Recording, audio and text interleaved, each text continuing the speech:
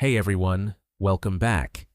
In today's video, I'm going to show you how to create a beautiful and dynamic Discord server widget for your GitHub profile, website, portfolio, or project page. Now, let's start creating our Discord server widget. First, open your browser and head over to the Widget Generator. The link is available in the description below. Once you're on the website, you'll see several customization options. The easiest way to get started is by pasting your Discord server invite link. As soon as you enter a valid invite, the generator will automatically fetch your server information, including the server name, icon, and banner, if one is available. If you'd like a more customized design, you can upload your own banner image and server icon. This is great for branding your community and making the widget stand out on your GitHub profile or website. Next, choose the layout that best fits your style.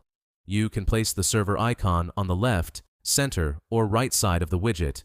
You can also customize the description, colors, banner, and other visual elements to match your project's theme.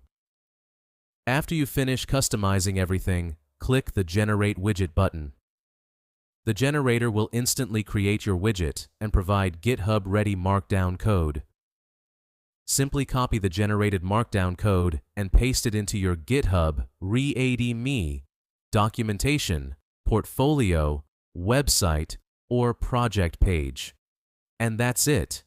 Your Discord server widget is now ready to display live server information, helping visitors discover and join your community directly from your projects. And that's it for this tutorial. Before you go, make sure to invite the bot mentioned on the website to get accurate member counts and server statistics. If you found this video helpful, don't forget to like, subscribe, and turn on notifications for more Discord and development tutorials. If you didn't understand any part of the video, you can follow the blog guide linked in the description below. Thanks for watching, and I'll see you in the next one.